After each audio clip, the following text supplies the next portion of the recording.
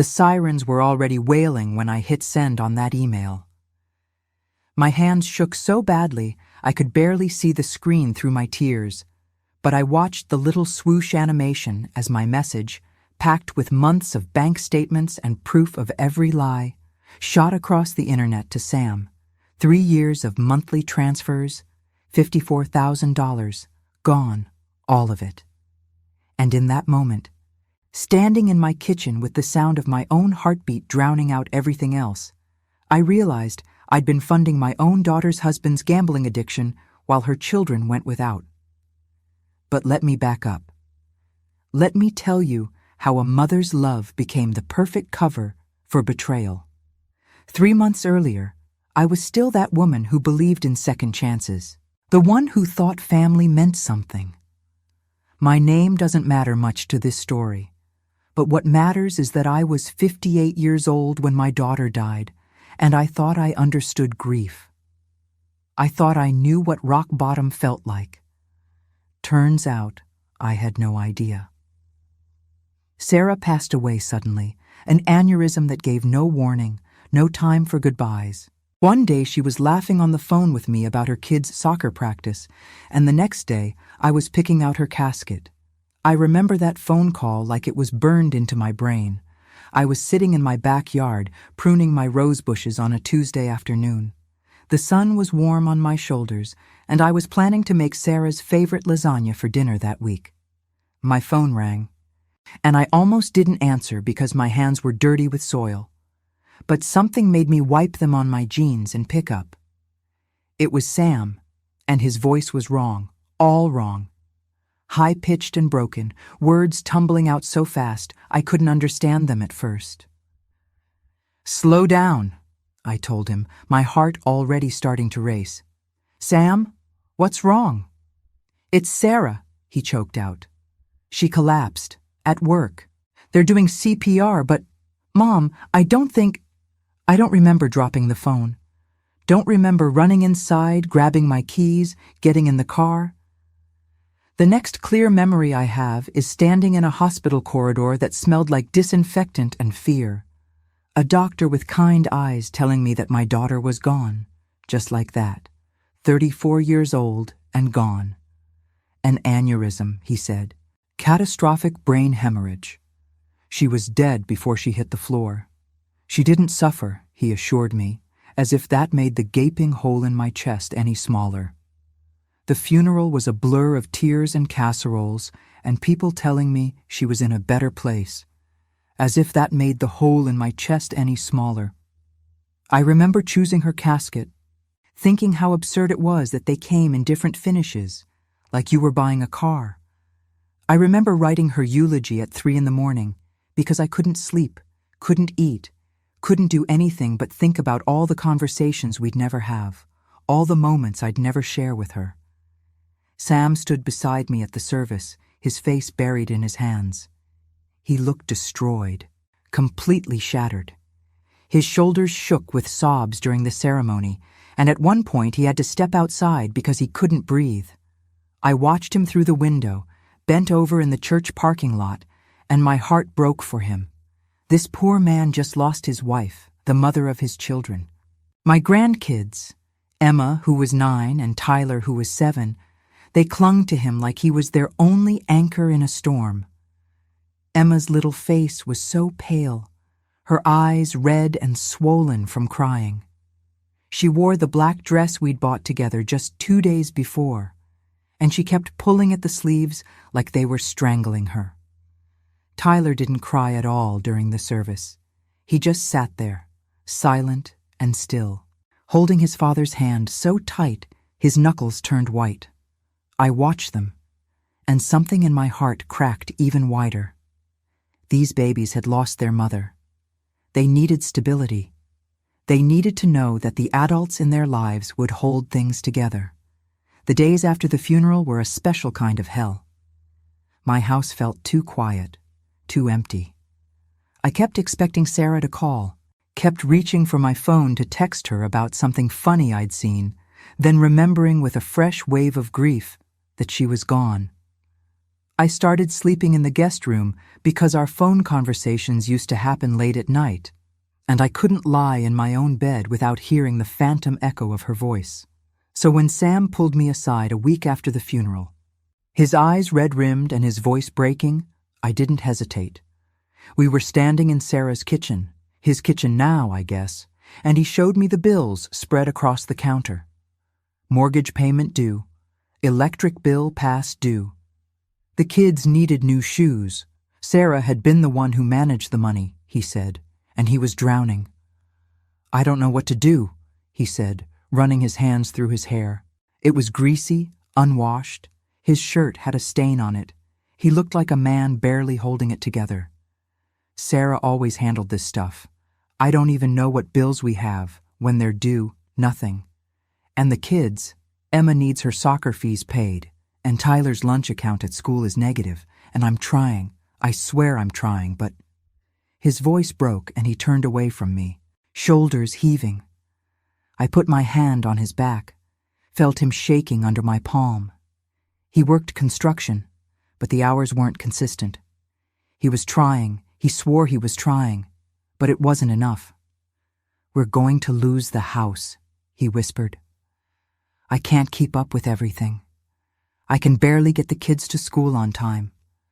How am I supposed to do this alone? I looked at those bills, at my son-in-law's desperate face, at the photos of my daughter still hanging on the refrigerator with alphabet magnets. Emma had made one that said, "Mom's the best," with little flower magnets around it. It was still there, untouched, like a shrine. And I made a decision that would haunt me for years. I told him I'd help. $1,500 a month. It wasn't nothing. I was living on my teacher's pension and some savings, but I could manage it. For Sarah's kids, for my grandkids, to honor my daughter's memory by making sure her family stayed afloat. Are you sure? Sam asked, but I could see the relief flooding his face before I even answered. Mom, that's too much. I can't ask you to. You're not asking, I told him firmly. I'm offering. Sarah would want me to help. She'd want her babies to be okay. The first transfer felt right, noble even.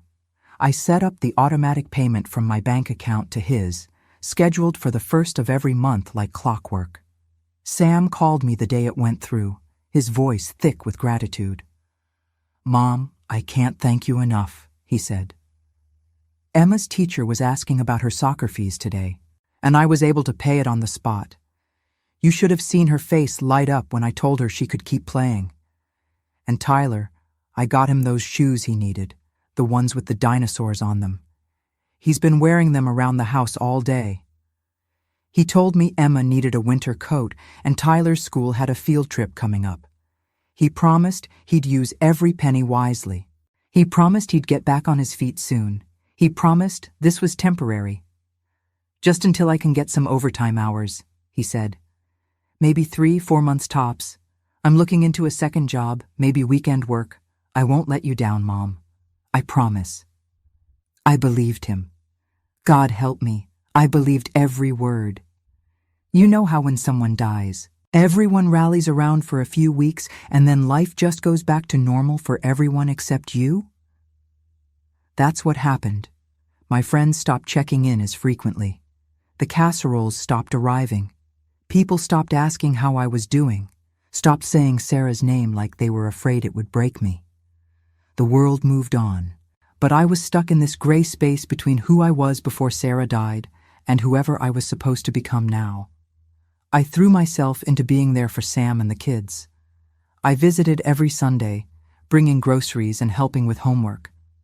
Those Sundays became sacred to me, a routine that gave structure to my formless grief.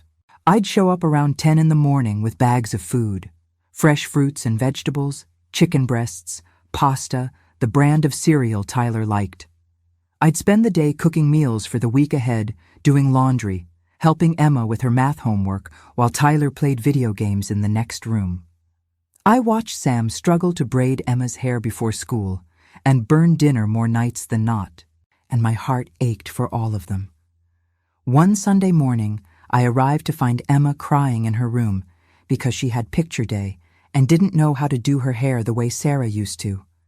Sam was standing helplessly in the doorway, a brush in his hand, looking like he might cry himself.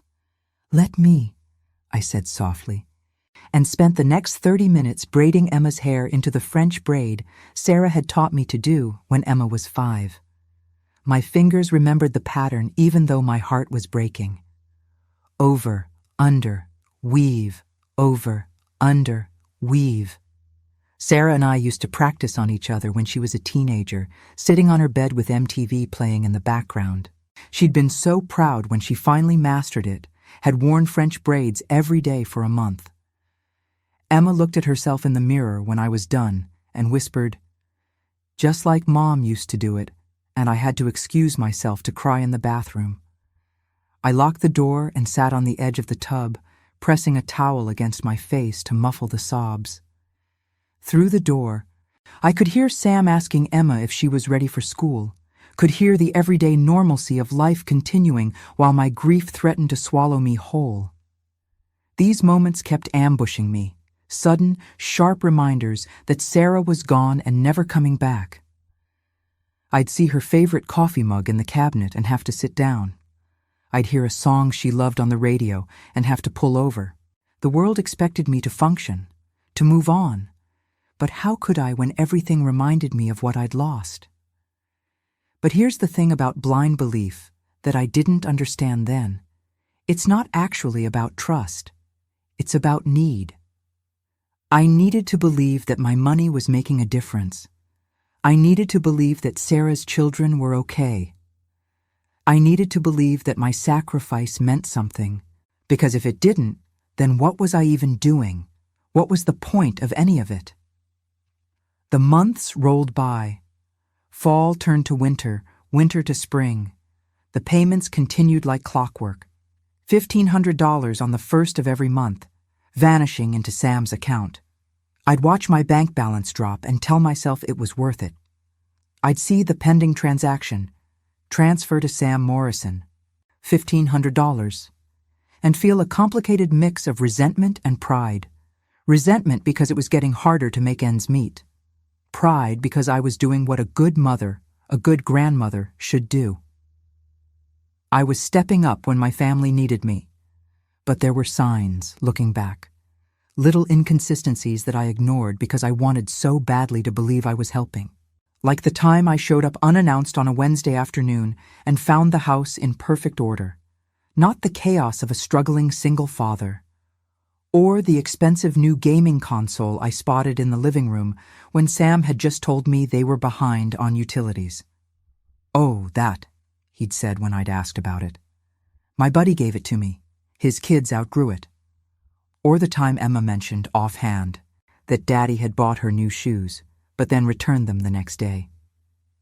"He said he made a mistake," she'd told me, confusion in her voice.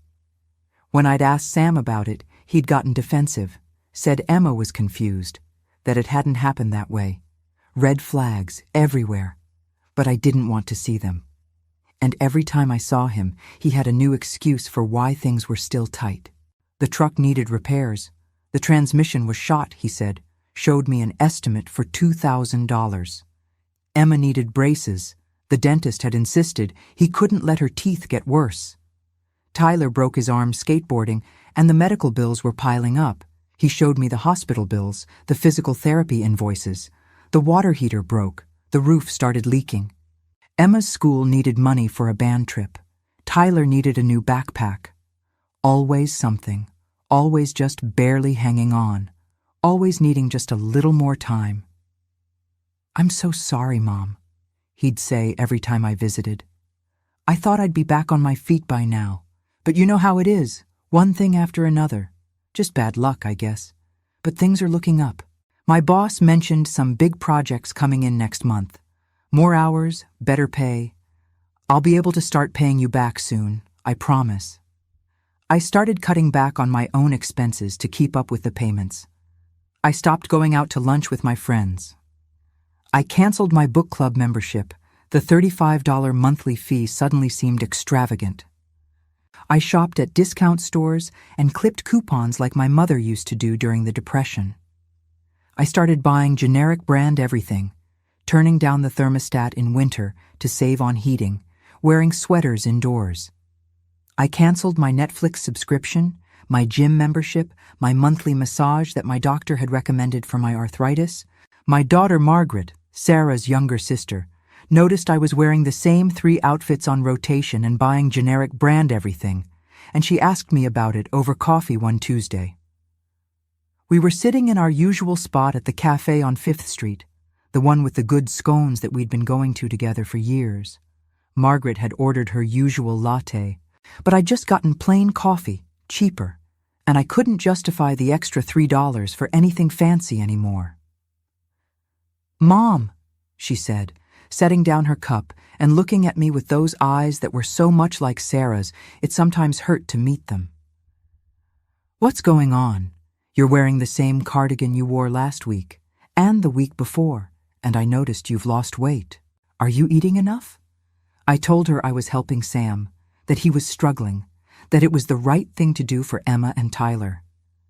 "Someone has to make sure those kids are okay," I said. "Sarah would have done the same if it were your kids." Margaret got this look on her face, this mixture of concern and frustration that I didn't want to examine too closely. She reached across the table and took my hand.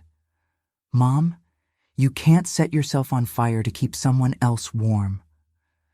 The words hit me harder than I wanted to admit, but I pulled my hand back. "You don't understand." "Then help me understand," she pressed. "Because from where I'm sitting, you're giving away money you can't afford to give while you're sitting here drinking black coffee and looking like you haven't bought yourself anything new in months.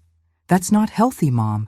That's not honoring Sarah's memory. That's—" "Don't," I cut her off, my voice sharper than I intended. "Don't tell me what honors Sarah's memory. She was my daughter. She was my sister." Margaret shot back, her own voice rising. "And she wouldn't want this. She wouldn't want you sacrificing everything for Sam. She loved him, but Mom, even Sarah knew he wasn't good with money. She used to complain about it, remember? How he'd blow his paycheck on stupid stuff and she'd have to juggle the bills." I did remember.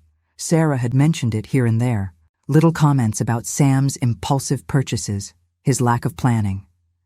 But that was before she died. Before he became a single father, struggling to keep his head above water. "He's changed," I said firmly. "Losing Sarah changed him. He's trying his best." Margaret looked at me for a long moment, and I saw something in her eyes that looked like pity. "I hope you're right," she finally said, but her tone suggested she didn't believe it for a second. We didn't talk for 2 weeks after that. She called a few times, but I let it go to voicemail. I couldn't handle her doubts, her questions. They poked at something uncomfortable in my chest, something I wasn't ready to examine. But Margaret's words stuck with me, poking at something uncomfortable in my chest. I kept telling myself that with more effort, everything would be all right, that if I just gave a little more, things would settle down. You know how we women are, right? We give and give, thinking it'll make a difference. It's in our DNA or something. This need to fix things, to make everything okay for everyone around us, even if we're falling apart inside. I read somewhere that American research shows that 64% of adults had at least one traumatic childhood experience. 64%. That number haunted me. I thought about Emma and Tyler losing their mother so young, and I convinced myself that my financial support was a buffer against that trauma.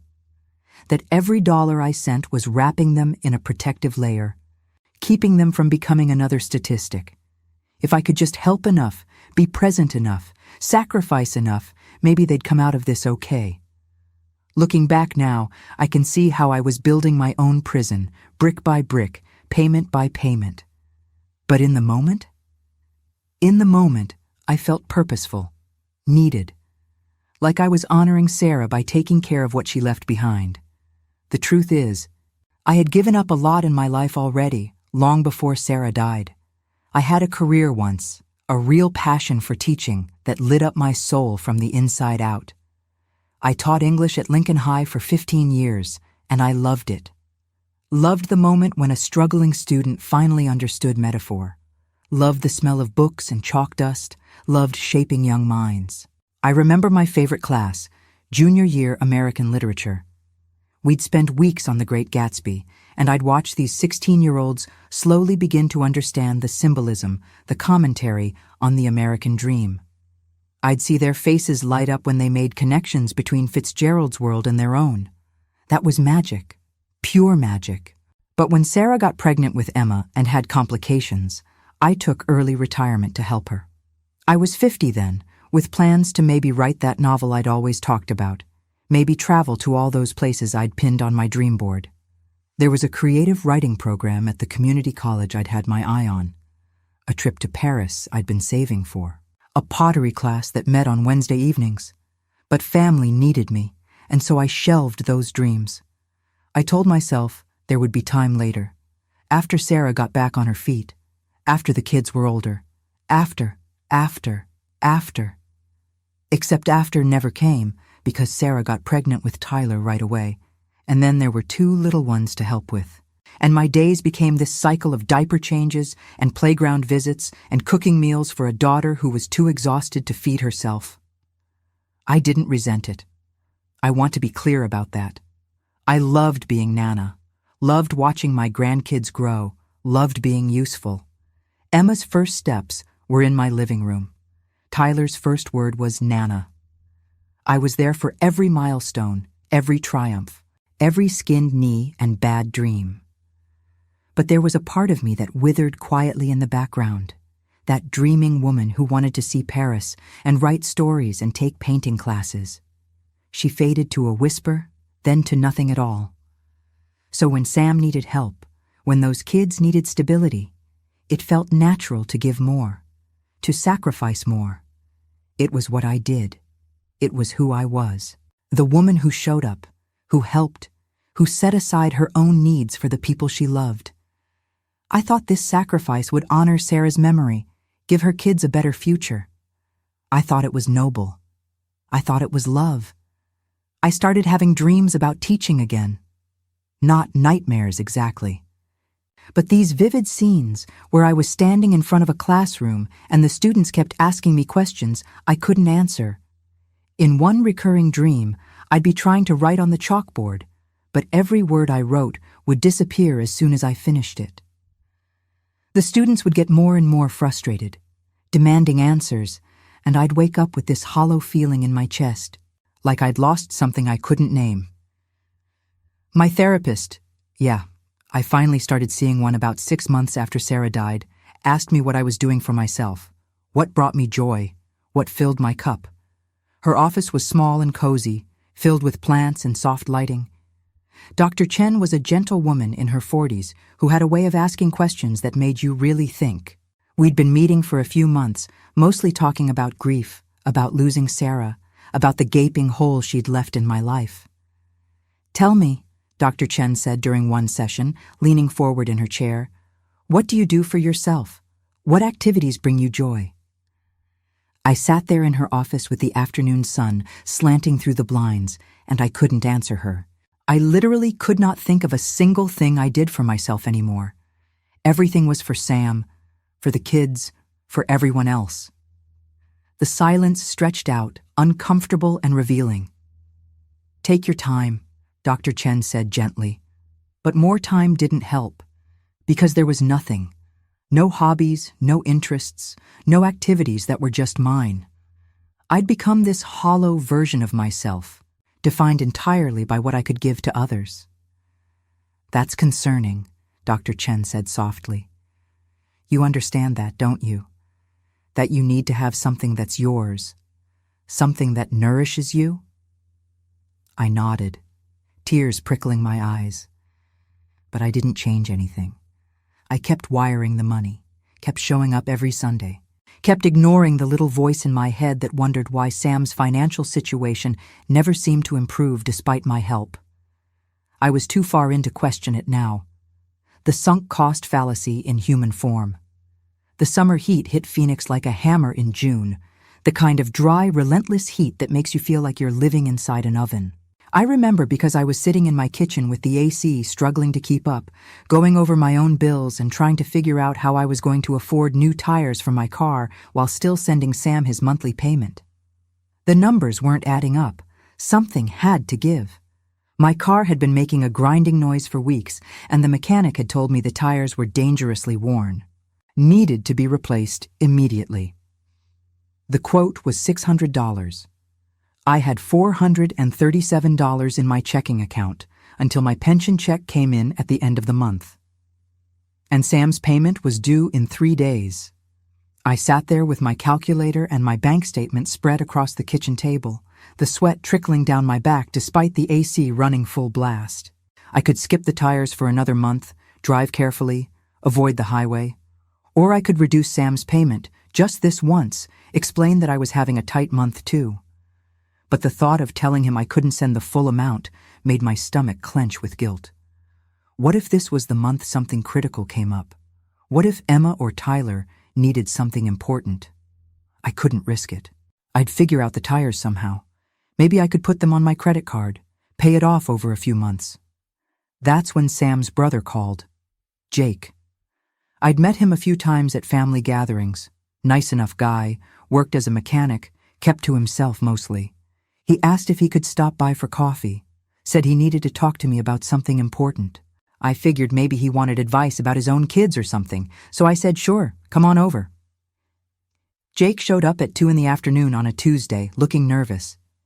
He was a bigger man than Sam, broader through the shoulders, with grease under his fingernails from work and a hesitant way of moving that suggested he didn't want to be there.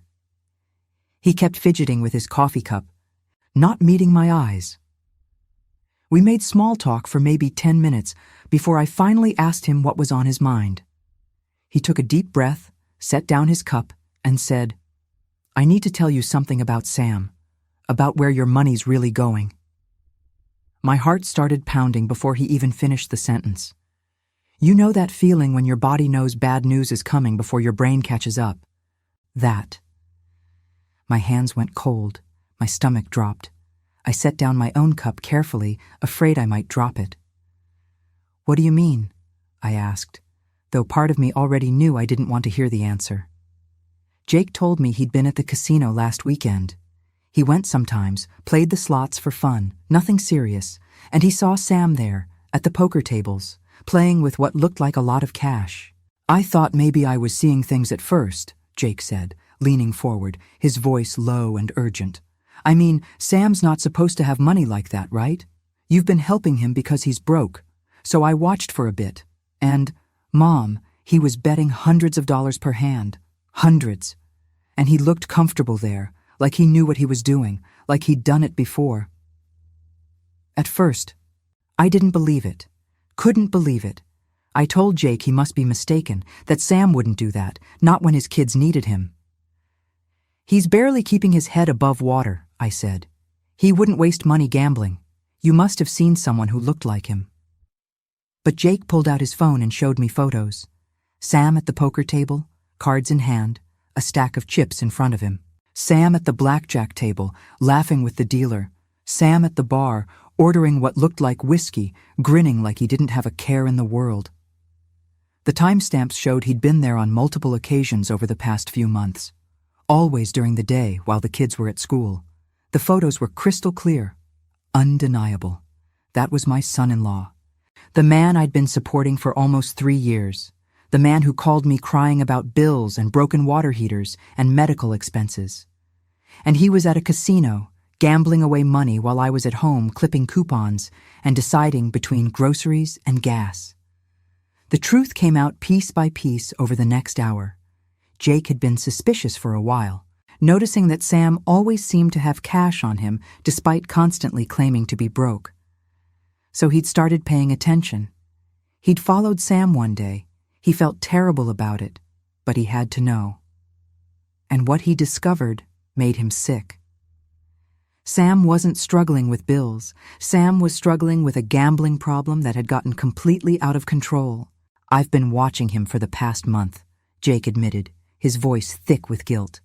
I know it's messed up, but I had to be sure before I said anything. He goes to the casino 2-3 times a week. Sometimes he wins. I saw him cash out $1,500 once, but most of the time he loses, and he just keeps going back. All that money I'd been sending. All those $1,500 payments adding up to thousands and thousands of dollars over the years. It wasn't going to Emma's braces or Tyler's field trips or the mortgage. It was going to casinos, to poker tables, to blackjack dealers and slot machines and whatever other ways Sam was pissing away his dead wife's mother's money while his kids ate generic cereal and wore hand-me-down clothes. Jake said he'd tried to confront Sam about it, but Sam denied everything, got defensive and angry, said Jake was jealous, was trying to cause trouble. He told me to mind my own business, Jake said, shaking his head. Said I didn't understand what he was going through, losing Sarah, like that's an excuse to steal from you. But Jake couldn't keep it from me anymore. He said his conscience wouldn't let him. He apologized over and over for being the one to tell me, for shattering whatever illusions I had left. I'm sorry, Mom, he kept saying. I'm so sorry. But you needed to know. You can't keep giving him money. He's sick. He needs help, not enablement. I sat there after he left, in my kitchen with the AC humming and the Phoenix sun beating down outside, and I couldn't move, couldn't think, couldn't process what I'd just learned. My hands were shaking. My whole body was shaking. I kept thinking about all the times Sam had looked me in the eye and lied. All the times he'd thanked me for my help while secretly feeding an addiction. All the times he'd used my grief, my love for my daughter, my devotion to my grandchildren, to manipulate me into funding his destruction. The photos Jake had shown me were burned into my brain. Sam's face, laughing and carefree, while I was at home agonizing over whether I could afford new tires. Sam casually betting hundreds of dollars while his kids wore shoes with holes in them. Sam living a double life, the struggling single father by day and the high-rolling gambler when no one was watching. Can you imagine all that money just gone, lost on the roll of a dice, on the turn of a card, on the spin of a wheel? $54,000 that I'd sacrificed and scrimped and struggled to send, thinking I was saving my grandchildren from poverty, from trauma, from hardship. And instead, I'd been enabling their father's addiction. I'd been making everything worse. The worst part was realizing how thoroughly he'd played me. Every story had been calibrated to pull at my heartstrings. The broken water heater happened right after I'd mentioned I was thinking of reducing the payments. Emma's braces came up when I'd asked about seeing receipts. He'd always had an answer, always had a crisis perfectly timed to keep the money flowing. That night, I couldn't sleep. I lay in bed staring at the ceiling, my mind racing through every interaction, every conversation, every lie. At 3 a.m, something happened that I can't quite explain. I got up and walked to the bathroom, turned on the light, and looked at myself in the mirror. Really looked. And I didn't recognize the woman staring back at me. She was thin, too thin. Her collarbones jutted out sharply. She had dark circles under her eyes, deep and purple like bruises. Her hair had gone mostly gray, and she hadn't bothered to color it in months, hadn't cared enough about her appearance to spend the $30 at the drugstore. Her clothes hung off her frame because she'd stopped eating properly, stopped caring about herself at all. She looked 20 years older than she was. She looked defeated. I stood there looking at this stranger in my mirror, the weight of it all crushing me like a physical force. All these years of trying to give, trying to help, trying to be enough for everyone else, and this was where it got me. This hollow shell of a woman who'd forgotten how to exist for herself. My own body seemed to shut down in that moment, you know? As if it was finally realizing it was time to stop functioning for everyone else and start fighting for its own survival. I slid down to the bathroom floor and I cried. Not the pretty crying you see in movies, but the ugly, wrenching sobs that come from somewhere deep in your soul.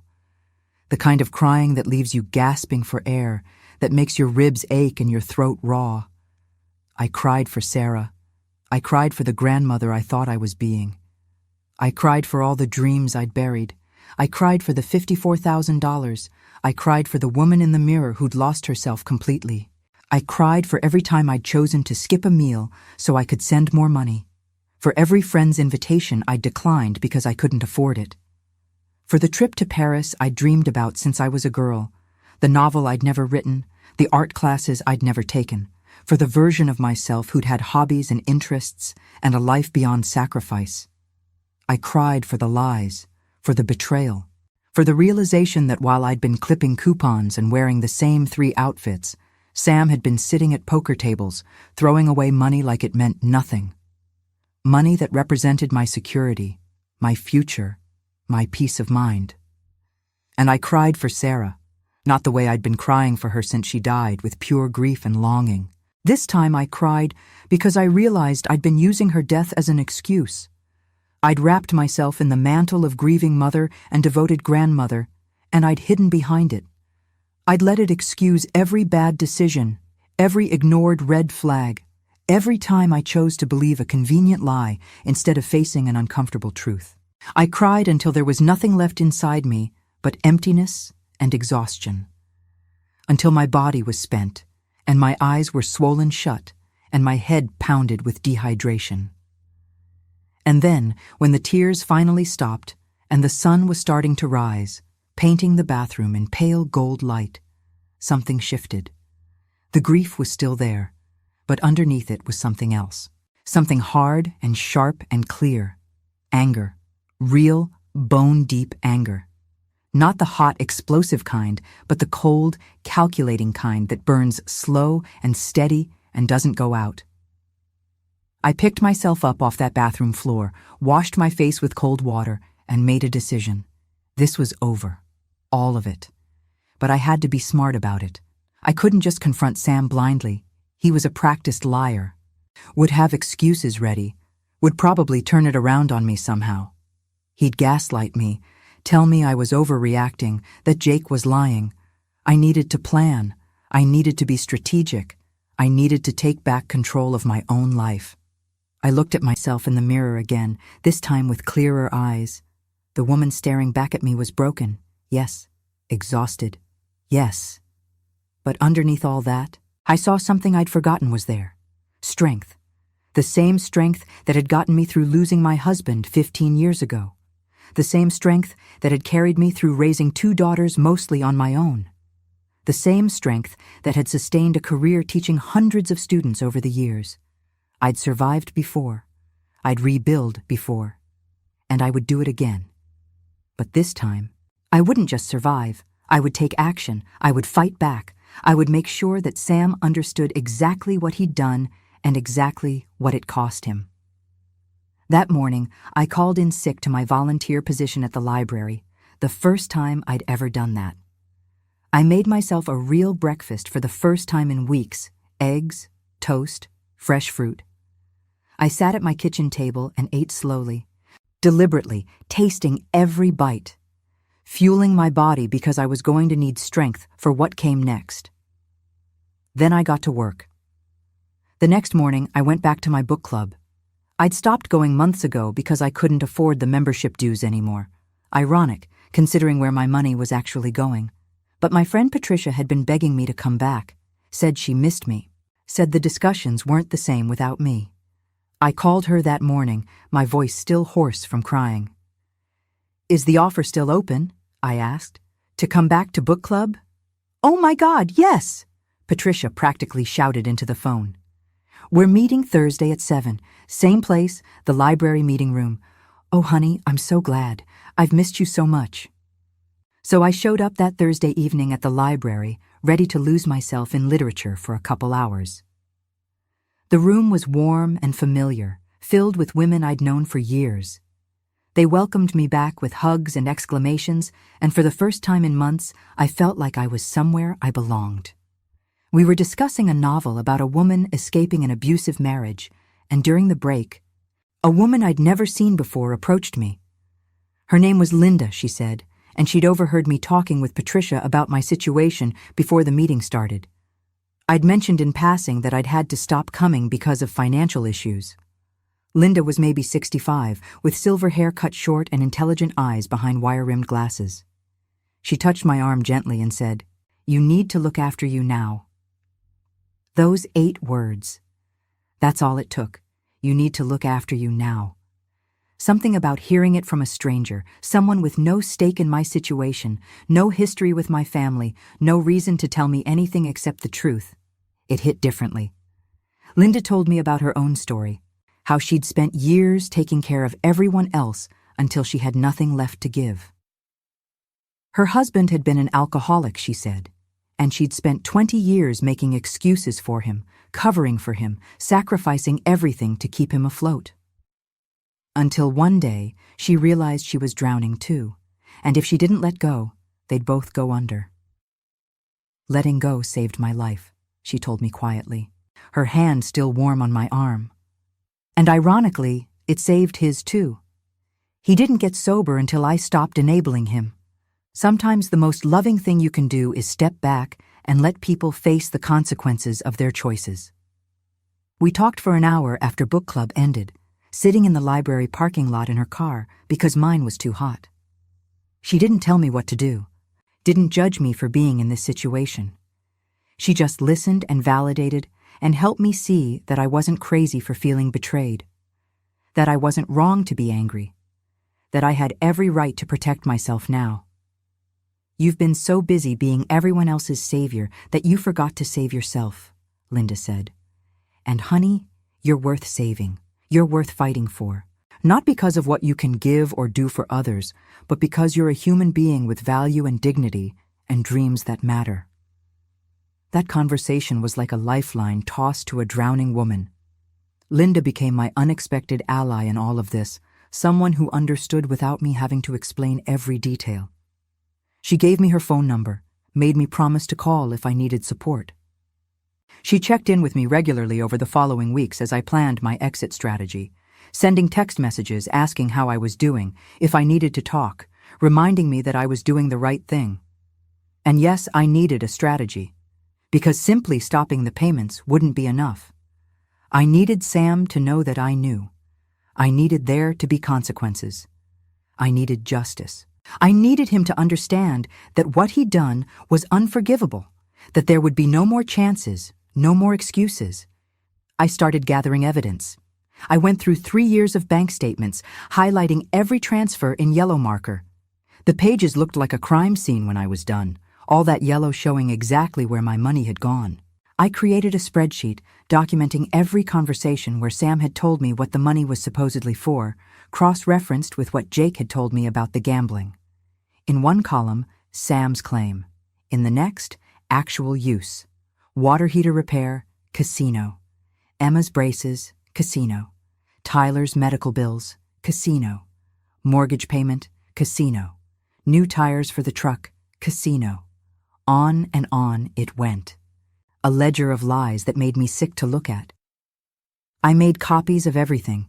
Paper copies, digital copies, backups of backups. I scanned documents and saved them to 3 different email accounts. I printed hard copies and stored them at Margaret's house without telling her why. I was methodical about it, precise. My teacher brain kicked in, organizing information like I used to organize lesson plans. I also started the process of cutting him off financially, but quietly. I contacted my bank and set up a new account that he couldn't access or trace. I started funneling my pension there instead of the joint account I'd been using. I gathered information about my grandchildren's school, their teachers, their schedules, because I knew that when I cut Sam off, he might try to keep me from seeing them.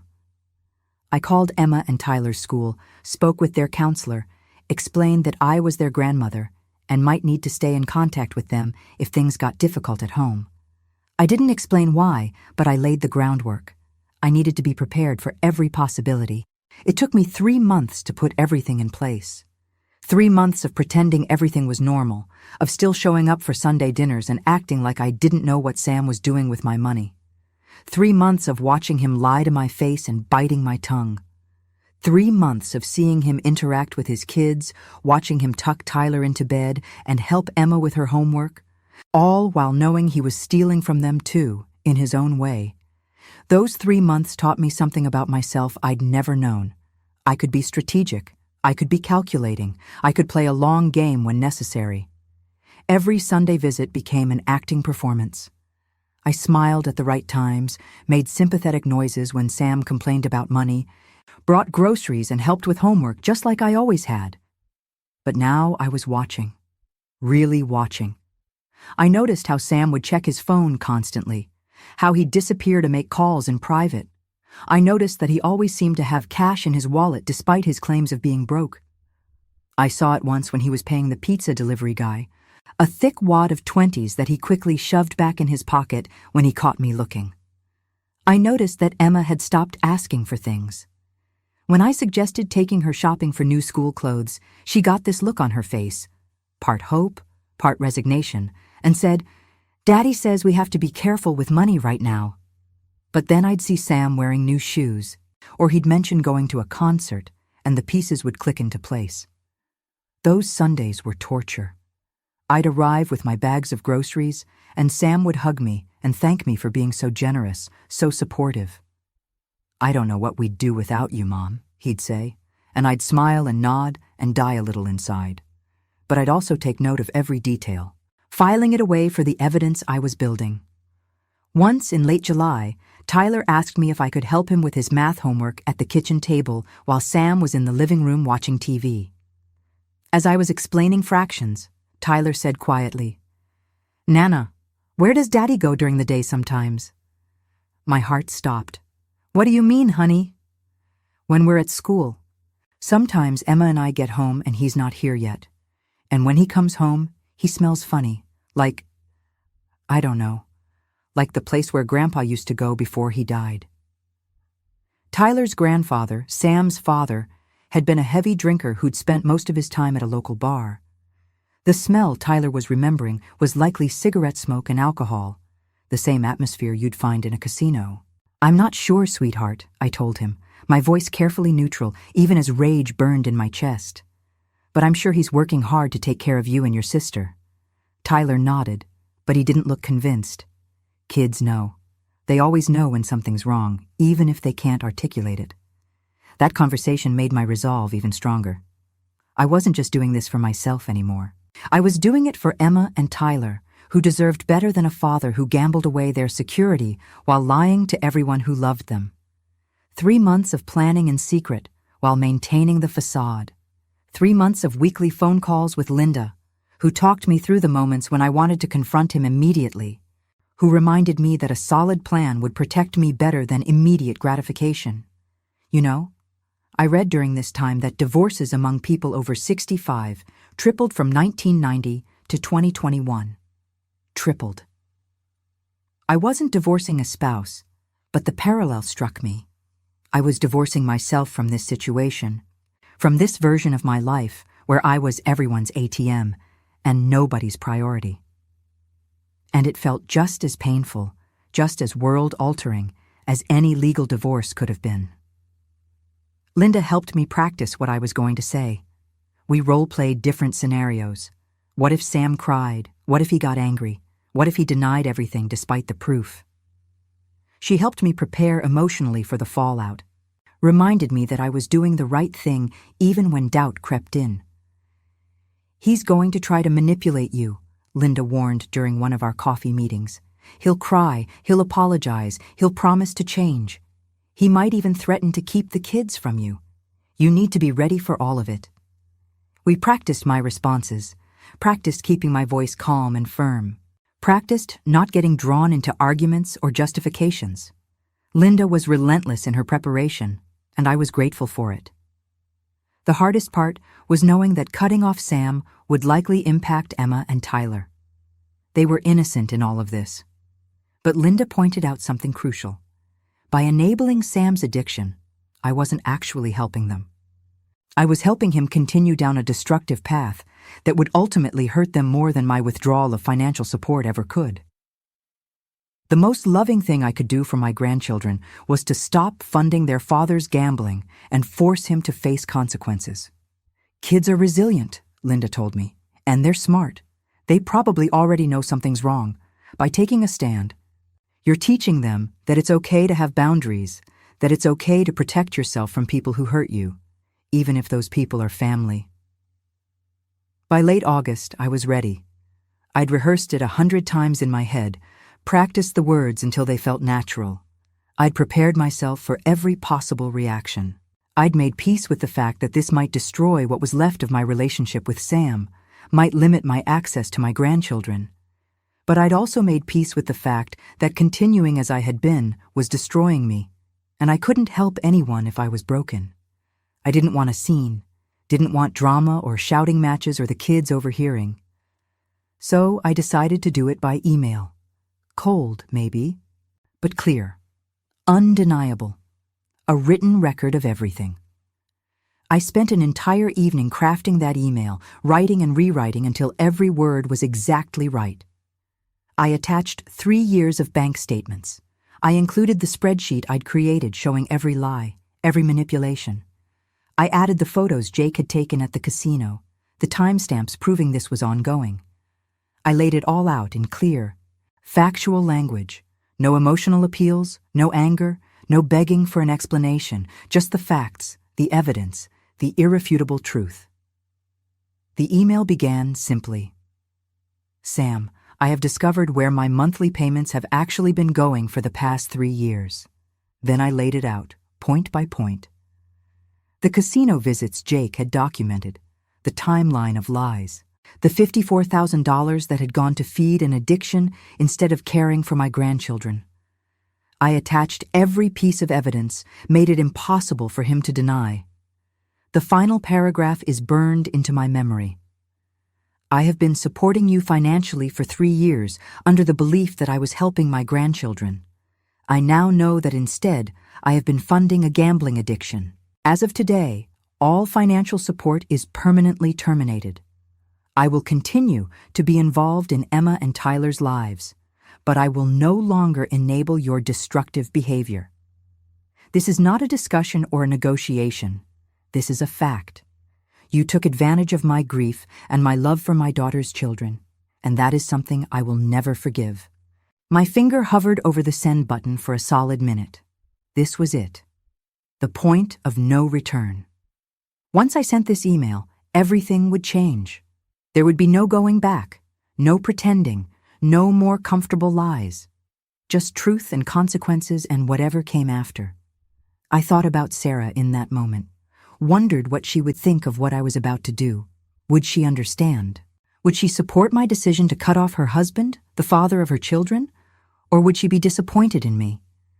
But then I remembered something Sarah had told me once, years ago, when she was pregnant with Tyler and worried about managing 2 kids. Mom, she'd said, you taught me to be strong, to stand up for myself, to not let anyone take advantage of me. That's one of the greatest gifts you ever gave me. I thought about that, about the woman I'd taught my daughter to be, and I knew what I had to do. I hit send. The swoosh sound as the email left my outbox was the loudest thing I'd ever heard. I sat there staring at my computer screen, my heart pounding so hard I could feel it in my throat. It was done. After 3 years of being used, 3 years of sacrifice, 3 years of blind belief, it was finally done. I didn't expect to hear back quickly. Figured Sam would need time to process, to come up with excuses, to figure out his next move. But my phone rang within 20 minutes. I didn't answer. He called again and again. 12 calls in the first hour, then texts started flooding in. Mom, please pick up. We need to talk about this. You don't understand. Jake is lying. Please just give me a chance to explain. Think about the kids. How could you do this to us? I blocked his number. He tried calling from other numbers. I blocked those too. Each blocked number felt like a small victory, like reclaiming a piece of myself. Finally, around 11 that night, he showed up at my house. I heard his truck pull into my driveway, heard the door slam, heard his footsteps heavy on my porch. His fist pounded on my door, and I jumped despite being prepared for this possibility. He was yelling, his words slurred. Whether from drinking or emotion, I couldn't tell. Open the door, he shouted. You can't do this. Those kids need that money. What kind of grandmother are you? What kind of person cuts off their own grandkids? He called me names I won't repeat. Said I was a vindictive old woman, that I was abandoning my grandchildren, that Sarah would be ashamed of me. He pounded on the door hard enough that I worried he might break it. I sat in my dark living room, my hands clenched in my lap, listening to him rage on my doorstep. And I felt nothing. No guilt, no doubt, no urge to open the door and explain. Just a calm, clear certainty that I'd done the right thing. I'd prepared for this. Linda had warned me it would happen. Eventually, he left. The truck peeled out of my driveway, tires squealing on the pavement, and silence settled back over my house. I sat there in the dark for another hour, my heart slowly returning to its normal rhythm, and I felt something I hadn't felt in 3 years. Free. The next few weeks were hard. Sam's family started calling me. His mother called first on a Tuesday morning, her voice sharp with accusation. "What have you done?" she demanded before I could even say hello. "Sam called me crying last night. Crying. Said you've cut him off completely. That you're accusing him of terrible things. How could you do this to him? After everything that family has been through, losing Sarah, and now you abandon them. What kind of Christian woman are you?" I took a deep breath, kept my voice calm. "Did he tell you where the money was going? Did he mention the gambling?" "Gambling?" she scoffed. "Sam doesn't gamble. He's a good father, a good man. He's struggling to raise 2 kids alone, and instead of helping, you're making wild accusations based on lies from his jealous brother." "I have photos," I said, "timestamps, bank records showing where every penny went. Would you like me to send them to you?" There was a pause. Then, "I don't need to see anything. I know my son. Boys will be boys. So he has a little hobby, blows off some steam at the casino now and then. That doesn't mean you cut him off completely. That doesn't mean you abandon your grandchildren. Family is supposed to forgive. Family is supposed to help each other through hard times, not turn their backs." "I helped for 3 years," I said, my voice harder now. "I gave him $54,000 while I went without. While I wore the same clothes until they fell apart. While I skipped meals. While I gave up everything to help him. And he used that money to gamble while his children went without. That's not a hobby. That's an addiction. And I'm not abandoning anyone. I'm refusing to enable someone who's destroying himself and hurting his kids in the process." She hung up on me, called back 2 days later to tell me I was no longer welcome at family gatherings. That I'd made my choice, and I'd have to live with the consequences. His sister said I was holding grudges, that family should forgive family. "Everyone makes mistakes," she told me. "Sam is struggling. He lost his wife. You need to have compassion." Even Margaret, my own daughter, seemed uncertain about whether I'd done the right thing. She understood why I was angry, she said, but wasn't this a bit extreme? "Maybe you could have given him a chance to get help first," she suggested during one tense phone conversation. "Set some boundaries, required him to go to counseling, but kept helping with the necessities." "I did give him chances," I told her firmly. 3 years of chances, $54,000 worth of chances, and he used every single one to lie to my face. Only Linda understood completely. Only she saw that this wasn't about punishment or grudges or being cruel. This was about survival. About a woman who'd given everything finally saying enough. About reclaiming my life from someone who'd been stealing it piece by piece, dollar by dollar. And here's what nobody expected. Sam faced real consequences. See, once the truth came out, once people knew where my money had really been going, his whole carefully constructed facade fell apart. His parents, who I later learned had been giving him money too, cut him off completely. His brother Jake told the rest of the family about the gambling. Word spread through their social circle. The judgment was swift and harsh. Sam had to sell his house. Turns out he was behind on the mortgage, had been using my money to gamble instead of making payments. The bank foreclosed, and he had to move the kids into a small apartment across town. He lost his job because he'd been skipping work to go to the casinos. His boss finally had enough of the unexplained absences and the missed deadlines. His whole life imploded, and while I don't take pleasure in anyone's suffering, I can't lie and say there isn't a grim sense of justice in watching the truth catch up with him. He blamed me, of course. Told anyone who would listen that I'd abandoned him in his time of need, that I'd destroyed his life out of spite. But the people who mattered, the ones who knew the full story, they saw through it. They saw him for what he was.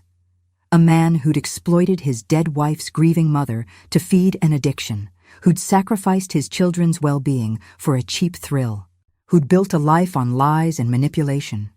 The most satisfying moment came about 2 months after I sent that email. Sam tried one last time to get money from me. He showed up at my door with Emma and Tyler, using them as shields, as emotional leverage. He put on this whole performance about how sorry he was, how he was getting help, how he just needed one more chance. "Please, Mom," he said. And his voice was different this time, quieter, almost broken. "I'm in Gamblers Anonymous now. I'm going to meetings. I'm trying to change. I know I messed up, but I'm asking for forgiveness. For the kids. Just, please." Emma and Tyler stood beside him, looking uncomfortable. Emma wouldn't meet my eyes. Tyler was staring at his shoes. I looked at my grandchildren. God, I loved them so much it hurt. And then I looked at Sam. And I said, loud enough for the neighbors to hear, "You will never get another dollar from me. Not now, not ever. What you did was unforgivable, and I will not enable you to hurt these children anymore. If you want to be in their lives, be a real father. Get help. Get a job. Stop gambling. But do it without my money." Then I turned to Emma and Tyler and told them I loved them, that this wasn't about them, that I would always be their grandmother. I gave them my new phone number, made them promise to call me anytime they needed anything. Emma looked up at me then, and I saw relief in her eyes, like she'd been waiting for someone to finally tell the truth out loud. "I love you, Nana," she whispered. "I love you too, sweetheart. So much." And then I closed the door in Sam's face. I haven't seen him since. Emma and Tyler call me every week, and I've been working with a lawyer to establish my grandparents' rights so Sam can't cut me out of their lives completely. It's not the relationship I had with them before, but it's honest. They're old enough now to understand some of what happened, and I've been careful to never badmouth their father to them. But they're not stupid. They see who he is. Meanwhile, I started focusing on my health for the first time in years. I joined the YMCA near my house, started with water aerobics because my joints couldn't handle much more than that. The first class was humiliating. I was the weakest one there, could barely keep up with the gentle exercises. But I kept going back. Slowly worked my way up to the elliptical, to light weights. It wasn't about losing weight or looking a certain way, though I did lose 20 pounds over the next 6 months. It was about feeling alive, like I was finally taking deep breaths for the first time in years. Like my body was mine again. Not just a vehicle for serving others. I started eating real meals again, instead of whatever was quick and cheap. I bought fresh vegetables and good cuts of meat. I tried new recipes, experimented with flavors, remembered that I actually enjoyed cooking when I wasn't doing it out of obligation. I bought new clothes that actually fit instead of drowning in fabric. I got my hair cut and colored. Went with a vibrant auburn that made me feel bold and new. Small things, but they mattered. Every little act of self-care felt like reclaiming a piece of myself that Sam had stolen. I also went back to teaching in a way. I started volunteering at a literacy program for adults, helping people who'd never learned to read or who spoke English as a second language. It reminded me why I'd loved teaching in the first place. That moment when someone's face lights up because they finally understand, when learning clicks and opens up new possibilities. My first student was a 60-year-old woman named Maria, who'd immigrated from Mexico and never learned to read in any language. Watching her sound out her first full sentence, seeing the pride and wonder on her face, it brought tears to my eyes. This was what teaching was supposed to be. This was what made my heart sing. And I started writing. Nothing fancy, just journaling at first, processing everything that had happened. But then I started writing short stories, little pieces of fiction, that had been percolating in my head for years. I joined a writer's workshop at the library. Linda was in it too, actually, and it was terrifying and exhilarating to share my work with strangers. 6 months after sending that email, I took my first real vacation in a decade. I flew to San Francisco, stayed in a cheap hotel in the Mission District, and spent a week walking around the city with no agenda except to see things I'd never seen before. I rode cable cars and ate sourdough bread and watched the fog roll over the Golden Gate Bridge, and I felt something I hadn't felt since before Sarah died. Joy.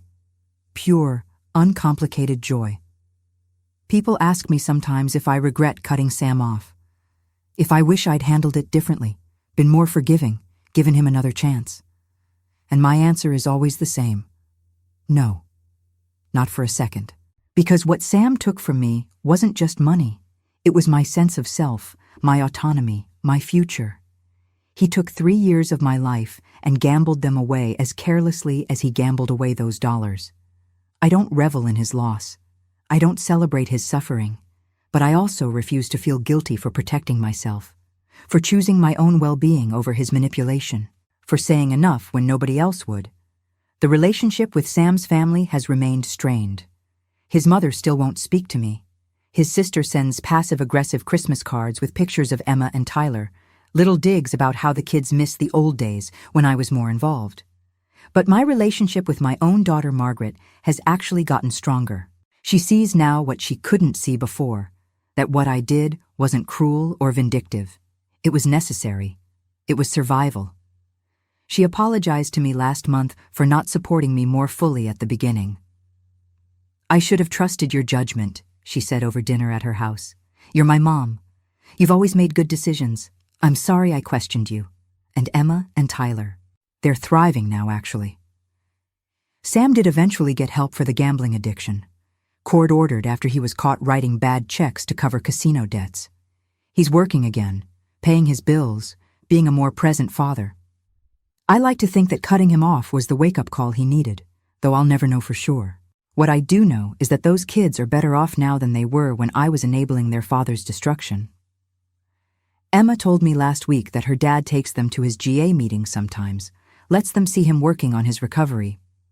That's more honesty than they ever got when I was funding his lies. Before I end my story, I want to share something important I learned through all of this, something that might help you if you're in a similar situation or know someone who is.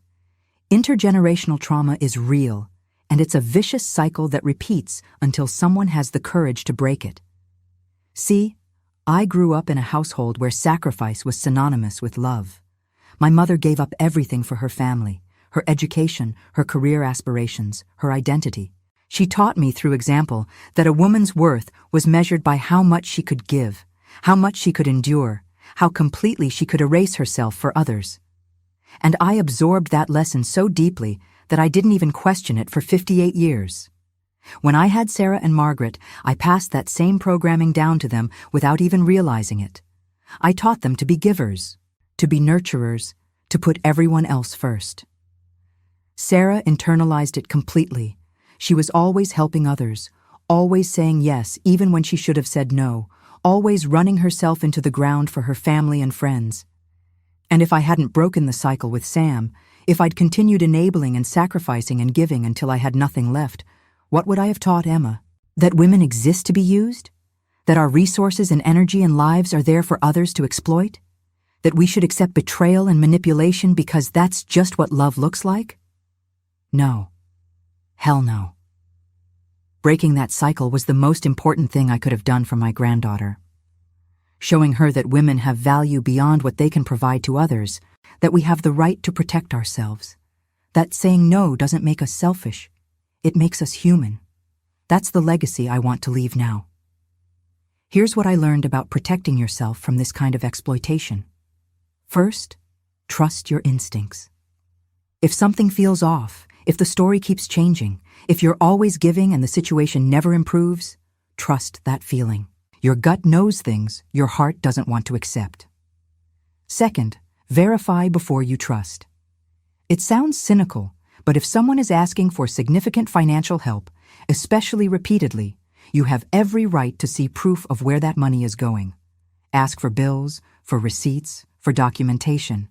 If they get defensive or refuse, that's your answer.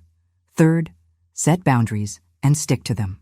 Decide in advance what you're willing to give, for how long, under what circumstances. Put it in writing if you need to. And when those boundaries are crossed, enforce the consequences immediately. Compassion doesn't mean being a doormat. Fourth, maintain your own financial independence. Never put yourself in a position where helping someone else leaves you vulnerable. Keep separate accounts. Protect your assets. Ensure you have a safety net. You can't help anyone if you're drowning yourself. Fifth, recognize the difference between helping and enabling.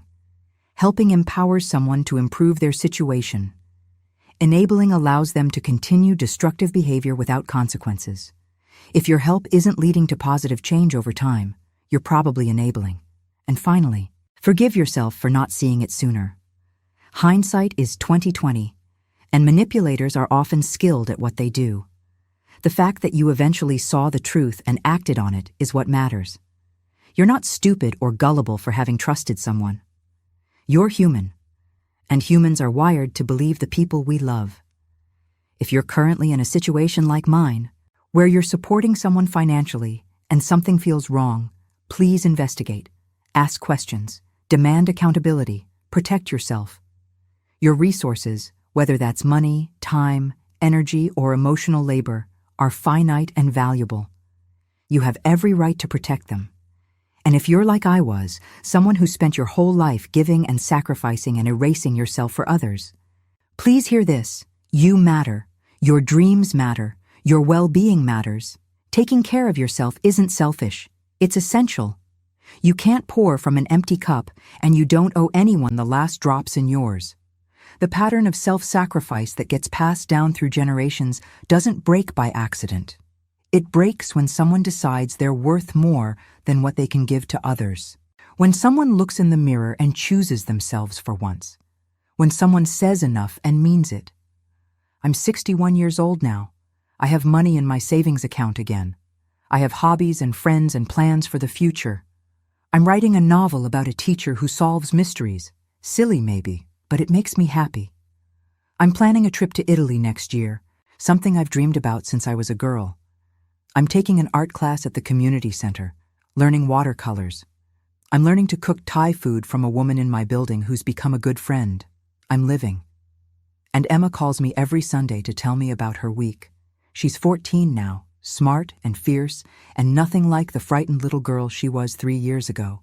She's on the debate team at school, wants to argue for a living.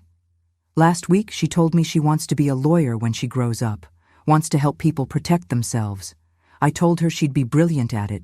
She asked me if I was proud of her, and I said yes, so proud, more than she could ever know. But then I told her something else, something I needed her to hear. I'm proud of me too, for surviving, for fighting back, for choosing myself when nobody else would, for breaking the cycle. And someday, when she's old enough to understand the full story, I hope she'll be proud of me too.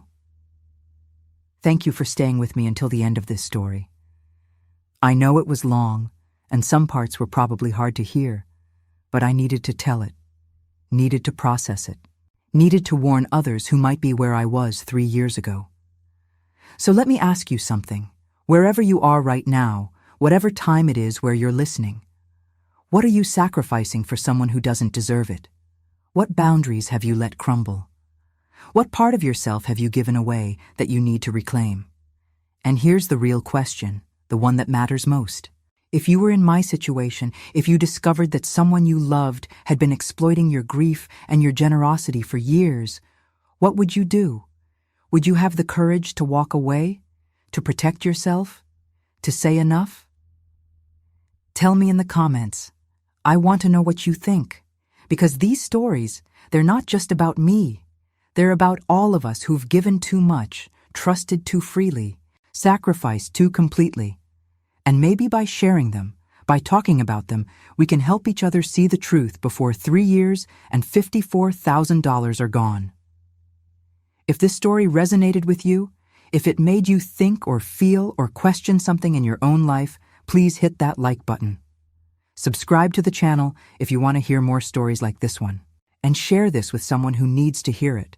Someone who's giving too much. Someone who's being exploited. Someone who needs permission to choose themselves.